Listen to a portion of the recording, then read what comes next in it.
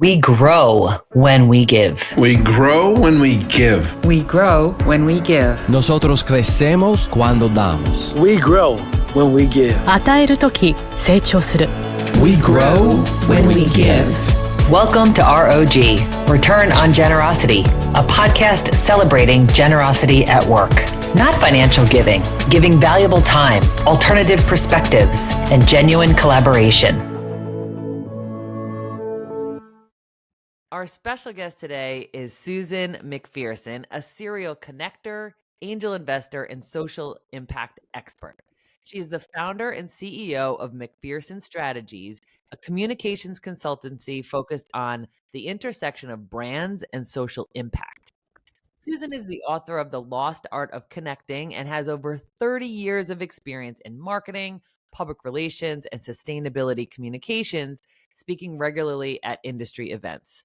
She has shared her thought leadership on NPR, CNN, USA Today, The New Yorker, LA Times, Fortune Magazine, and Fast Company, to name a few. Her full bio of volunteerism and philanthropy will be in the show notes. What I appreciate most about you, Susan, is your remarkable generosity. Another esteemed R.O.G guest, Daisy O.J. Dominguez, episodes 156 and 196, said, "You must know Susan. She is the most generous person." That type of reputation is admirable. Thank you so much for the connection, Daisy, and welcome to R.O.G, Susan. Thank you, Shannon, and thank you, Daisy. Yes, thank you. And it's so you, right? The lost art of connecting and making sure that people find the right people. So Daisy offered that gift to us. I would love for us to start with you sharing a little bit about your background. Oh, my goodness. Well, I think as I mentioned, Shannon, I have a big birthday coming up, which has guided me over the last few weeks of being very reflective. But I have to say, at this point, becoming the age of 60, you tend to have many, many lives to pull from, and many, many tricks in that, proverbial bag of tricks. But I just the last 11 years have been running my own company called McPherson Strategies, which is essentially all about helping corporations, NGOs, in rare cases, individuals communicate the impact they are having on the world. So we work with Nike, HP, Ford Motor, but also a slew of nonprofits. And I'm very, very fortunate to work with 15 other women. Yes, they're all women, on helping organizations with this kind of Herculean task. I also serve on the board of the 19th, which is a nonprofit newsroom at the intersection of gender policy and politics, helping give more voices into the public discourse, because we often only hear from a certain portion of society when we turn on the news or go look at, various what's left of newspapers.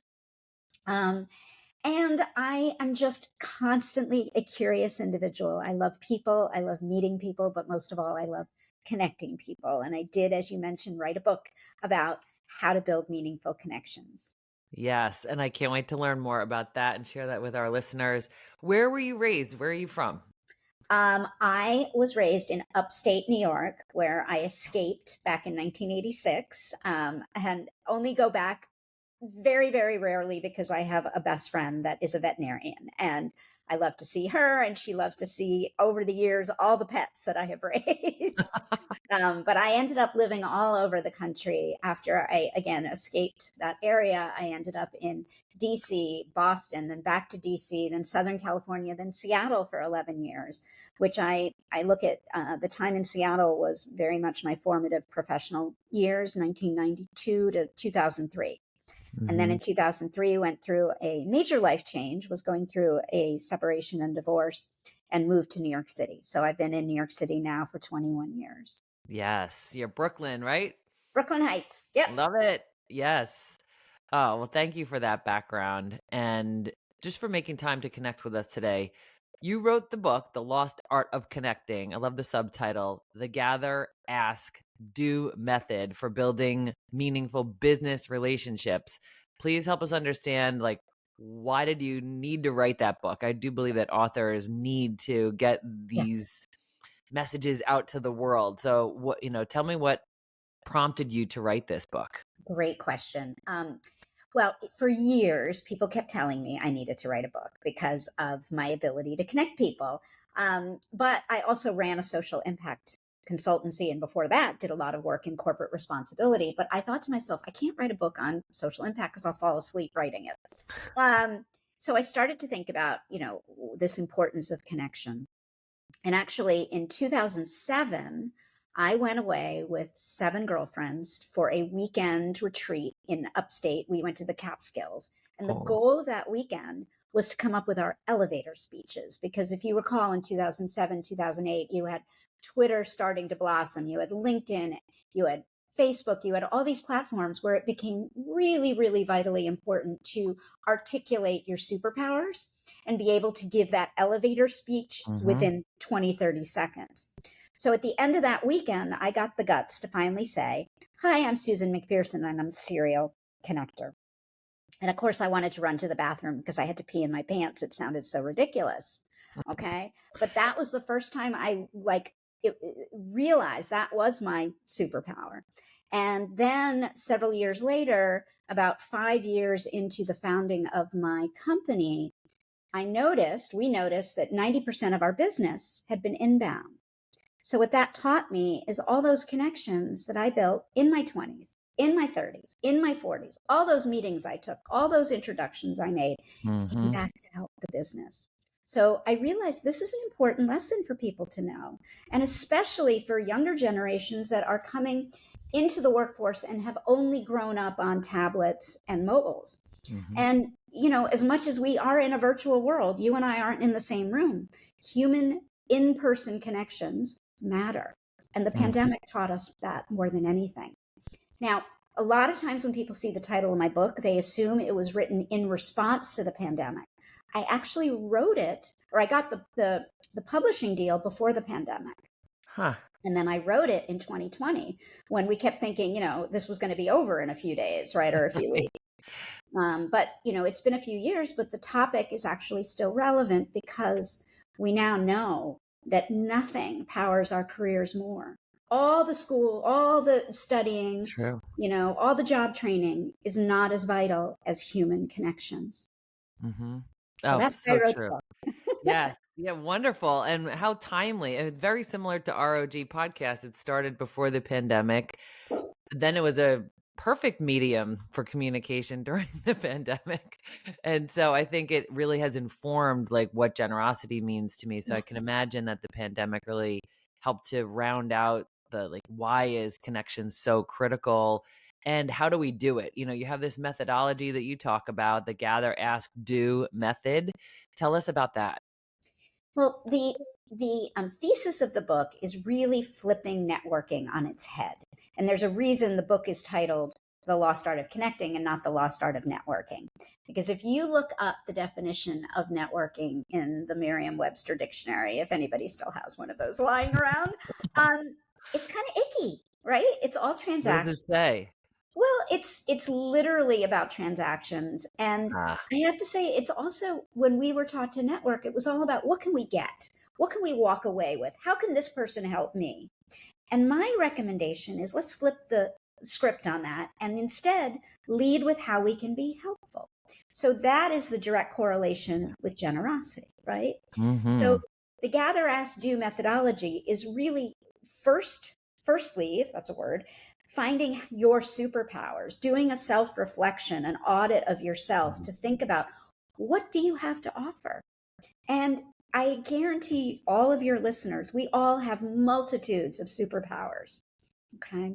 So in the gather phase, which is the first phase, you think about the superpowers. You think about who you want to connect with or reconnect with that you can share those superpowers with.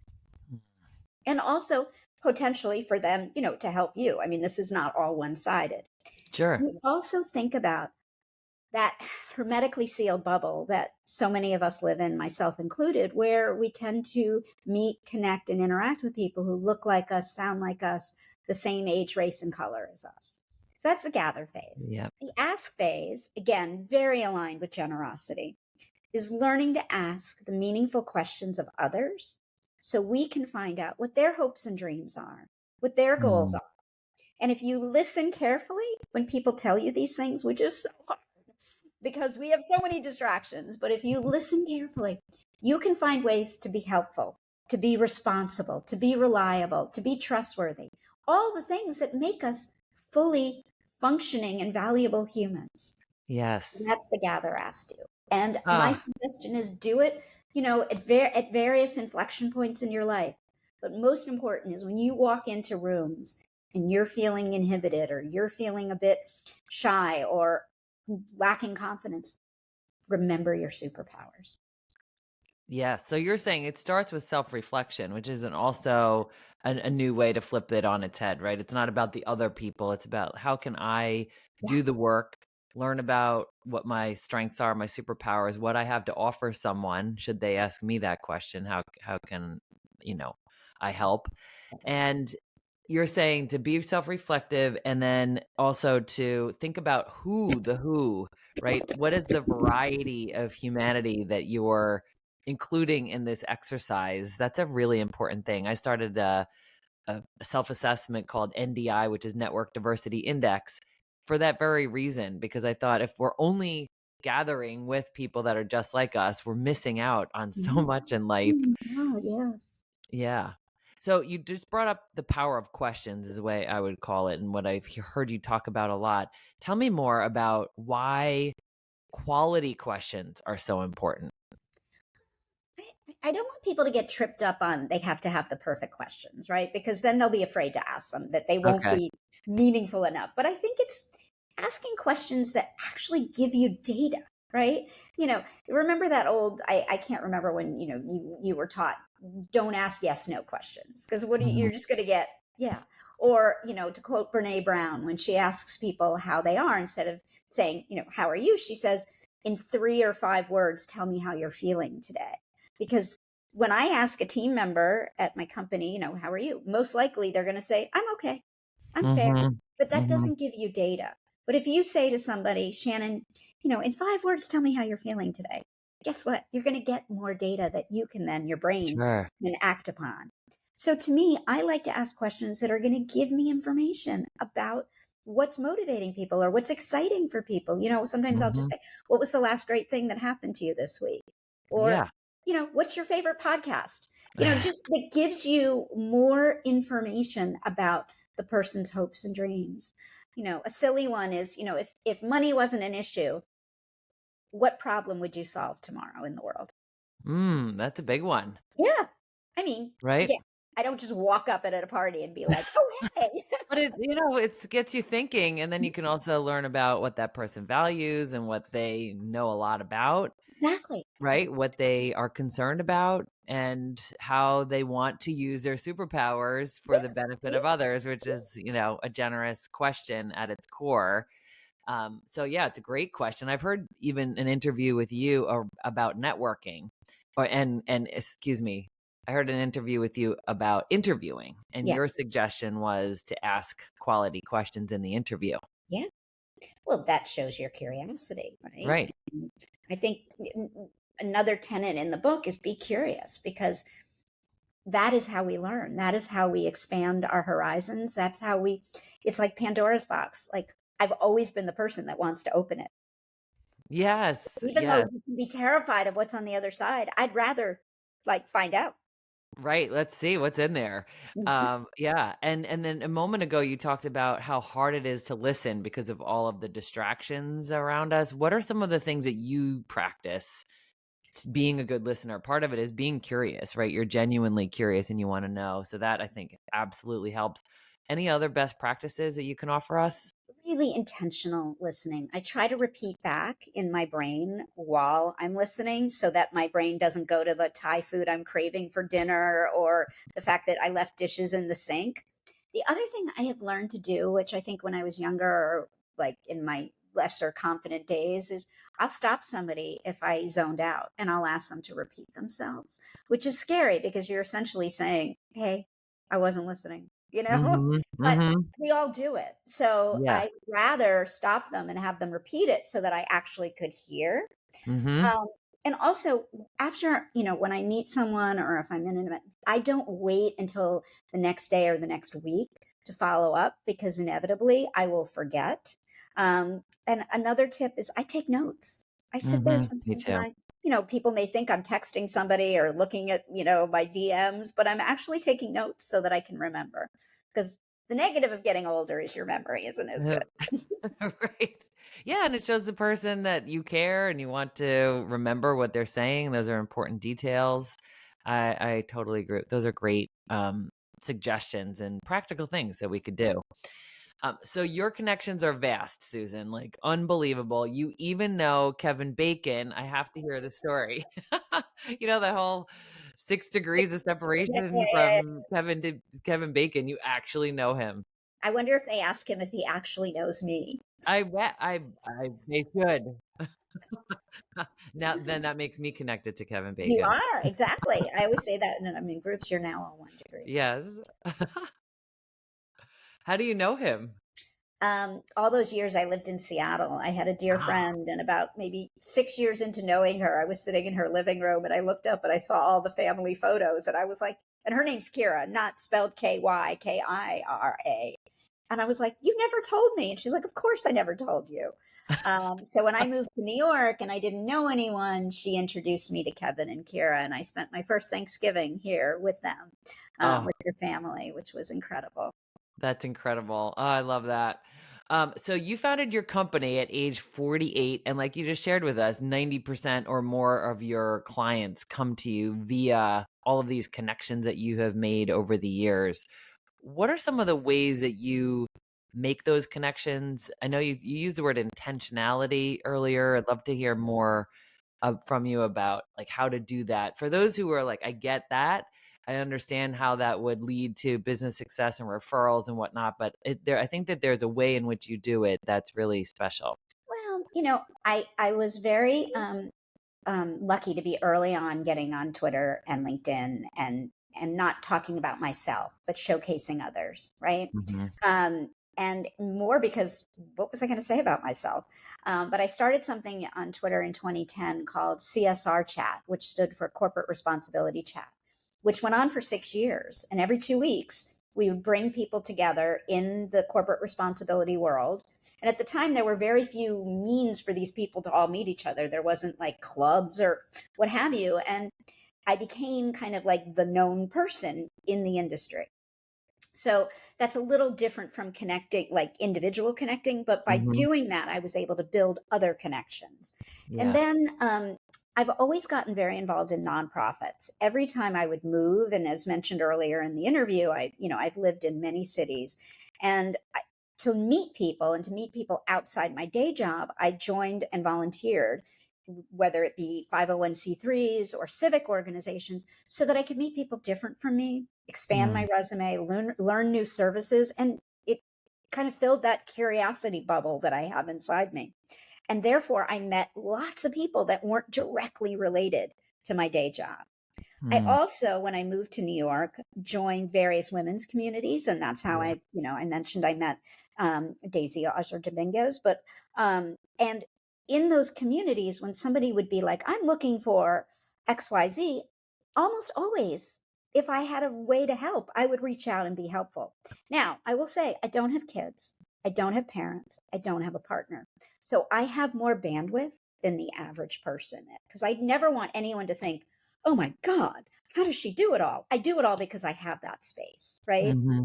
You think of the amount of time you've raised two children, they're just about to vote for the first time, that takes a lot of Yeah. time, resources, energy, patience. Think about that. I've never had that. Hmm. So I just want to dim this kind of thing that I'm this like superhuman. I'm not. I just had extra time. Yeah, the way I'm hearing your history and experience is you also really prioritize being a contributor, right? Yes. There's a lot of people that have time available and they're just not prioritizing making an impact in the way that you do, and because you're curious, I think, and you're aware of your superpowers, you're looking for where are those opportunities where I could really make an impact. So I applaud you, and your humility is admirable as well, but I also want to like make sure that you hear like how appreciative others are of the work that you do and the impact you make and just the kind of friend you are. I mean, Daisy spoke about the kind of friend that you are, and I think that speaks volumes to what matters. And as generous leaders, I think anyone interested in this podcast is curious about how can I make an impact? How can I make people know that they matter and, behave in a way that does that? You just talked about social media, that you were on platforms earlier. You started discussion groups and all. I'm curious to get your thoughts on what are the pros and cons of social media, right? We hear a lot about the cons of it and how it's such a time suck and how it can be so negative. But it sounds like, and I also think it has a lot of positives. What are your perspectives on the pros and cons? I have always loved it as a means to showcase others and to give high fives. Like when somebody has an accomplishment, like a book that they publish, or a new job, or Yeah. a new, got engaged, or a baby. It's that moment like that we had when we were growing up, and we'd have like celebrations, right? It's a way Yeah. to continue the celebration. I also just, again, as a fundamentally curious individual, I use it to learn. Obviously certain platforms have gone by the wayside and not what they once were, but I'm finding, I find Threads and Blue Sky to be a nice substitute for Mhm. what used to be called Twitter. And I try to, as hard as it may be, I try to pull away from what I sometimes think of as the scrolling of like Instagram, which I liken to Cheetos, because you know how you eat a bag of Cheetos, and hopefully you don't do it often, but there's actually nothing there, right? Like you eat it and then you're like, did I just eat something? Hungry. Right? Yeah. You're hungry. And the thing is when you scroll and you start to look at people that you think have it all and you don't, it's not positively reinforcing. So Hmm. I do it in small doses, and I do it to really, um, again, highlight, showcase when I see people doing wonderful things, or Hmm. just high five people, For um, sure. or learn. And But I and don't, yeah. go ahead. I was just going to say my favorite platform is LinkedIn because it's just such a great way to communicate, awesome way to showcase people. You can share the content really readily. But I've also heard you talk about how sometimes people reach out to you and like instantly are asking you for your business or for other things. I mean, tell me about like how do you handle that when you get so many LinkedIn requests Well, and again, just what's your mindset? when I do talks, I'll say, "Can I see a show of hands? How many people reach out to you to connect with you on LinkedIn?" And you hem and haw, but you say yes. And then within an hour, they are selling you something. Hmm. So I am now, because I'm actually getting to that point where I can't accept more. I think it's 30,000 or something. Like, again, when you get to be almost 60, numbers just keep rising. Things sag and numbers rise. So there you go. But Certain things go up, certain things go down. yeah, exactly. And things you don't even know go down. Right, I know. And today is the Wicked, it's like the day of Wicked or something, the musical. And I know Yes, you're very involved on Broadway and, so like defying gravity. Let's yeah, make no. that one of our mantras. Oh God, we could do a whole nother podcast on We that, could. Shannon. But no, the this wait, I lost what I was talking Oh, about. so See? yeah, we were just talking about LinkedIn and people. Yes. And Yeah. so I would say to people, is this like, do you get a lot of requests? And then they start to sell you something. So I flip the script and I say, what if folks, when they wanted to connect with you, when you accepted the request, they actually offered up a way to be helpful. Okay. Yeah. And maybe when they ask to request with you, they think ahead. And, it's not like they can't find information about you unless you are Hmm. completely stealth. You can find out, somebody, you can look on X and find out what they're angry about. You can look on Instagram and find out if they have grandchildren. You can look on LinkedIn and see their career trajectory. So there is got to be something that you can offer up. But but as mentioned, I can't accept all the requests anymore, because I literally will hit the end, and then I have to go through and start deleting. Which, Hmm. who wants to do that? Right. That's like too much. But that's good advice and how we can handle that and just to be thoughtful about how we had a guest on R.O.G many, many episodes ago, Ron Tite, who said he calls it pitch slapping. He's like, people pitch slap you within like a minute of saying hello, and it's really offensive, and it's hard, and then that causes us to not trust and not want to connect. And so if we're talking about the lost art of connecting, like the consideration of how can we be helpful, and just let those organic connections happen, right? I mean, the way you're saying with your business, you've been, seeding and watering plants over the years with no intentions of a harvest, and now No, you're reaping the benefits, and again, without intending to do that. That was not, no. you I do never this so had you can. I Yeah. never had the intention of being an entrepreneur. In fact, in my, throughout my 40s, people were like, you need to have your own business. I was like, I can't do Excel. How can I have my own business? Like that was the harbinger, Yeah, yeah. You're easy like, as, by the way, yeah. I still suck at Excel. So 11 years in, haven't figured it out. Yeah, you're just gonna let it go. Let it go to somebody whose gift that is. Yeah, I mean, that's generous too.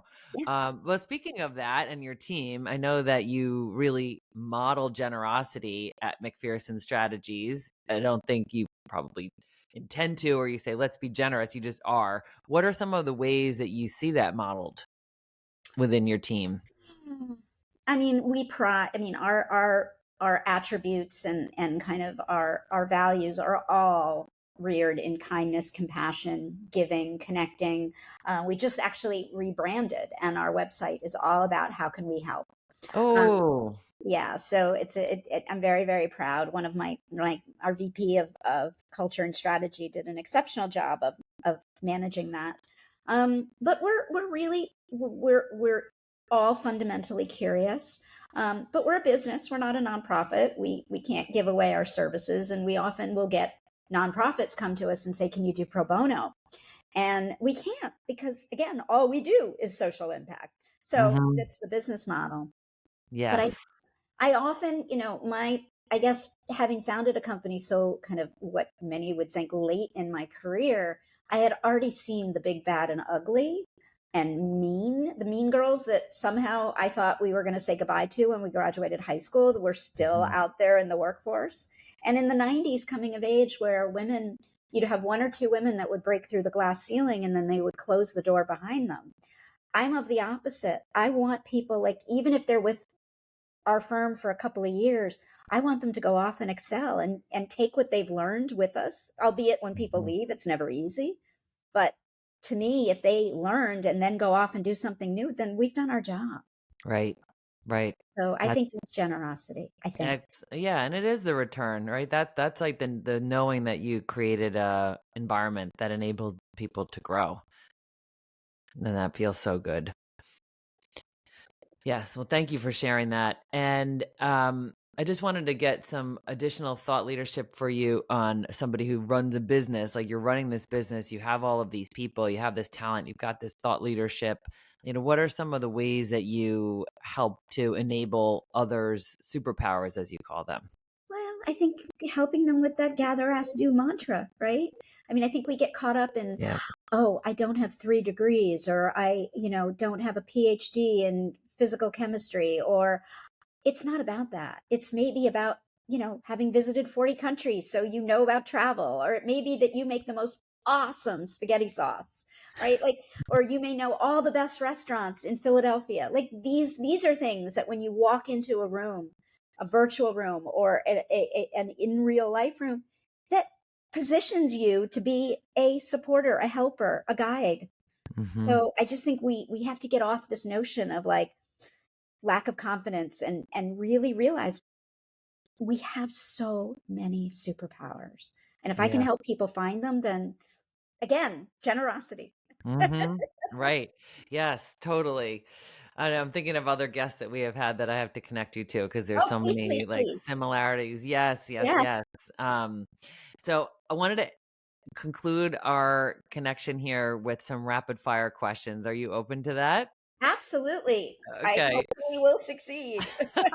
I know you will. Just trust yourself. Okay. So here's the first one. What are you being really intentional about right now? My 60th birthday. Excellent. And what are you doing for that? I know you just had a big Well, trip. I last month with 26 friends, I went to Puglia. Couldn't do it over the actual birthday because of the election. And then in another 2 weeks, I'm hosting a big party for 100 people. Oh, Yes. wow. The Wanna art come? of gathering. What a beautiful way to be intentional. Yes. All right. What is something that never fails to make you laugh? My dog, Rosalie. She's super silly and ridiculous. So speaking of Rosalie, what is something that you have learned from her? To not give a shit.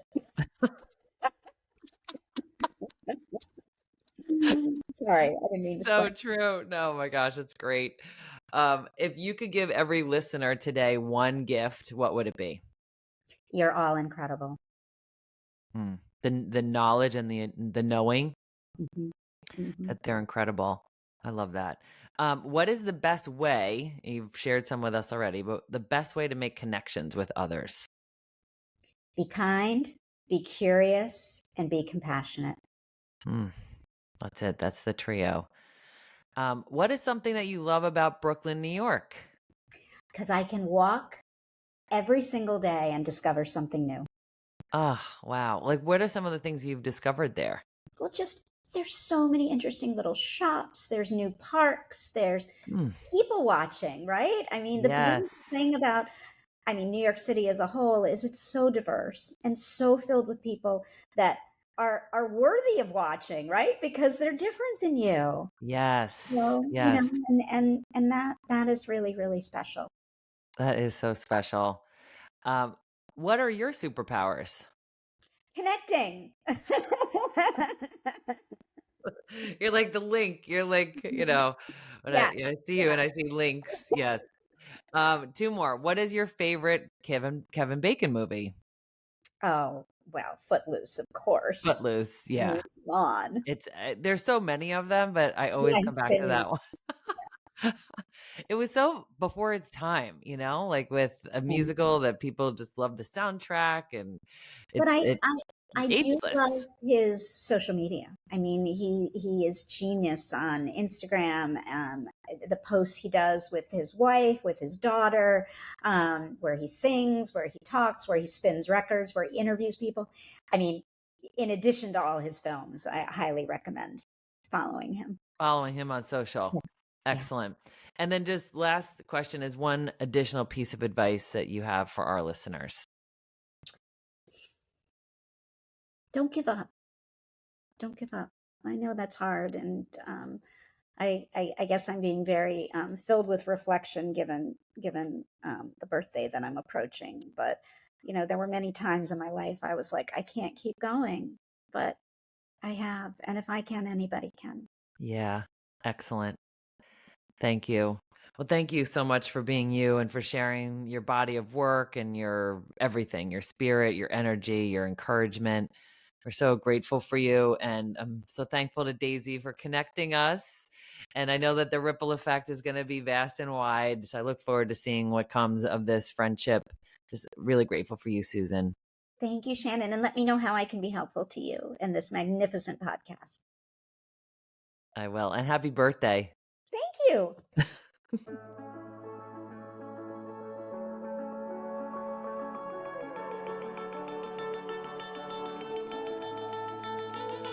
Thanks for listening to R.O.G. Return on Generosity podcast. Please help us grow by subscribing and reviewing us on your favorite podcast player. And for more information, visit bridgebetween.com. We grow when we give. 우리는 나누면서 성숙합니다. We grow when we give. On rayonne quand on donne.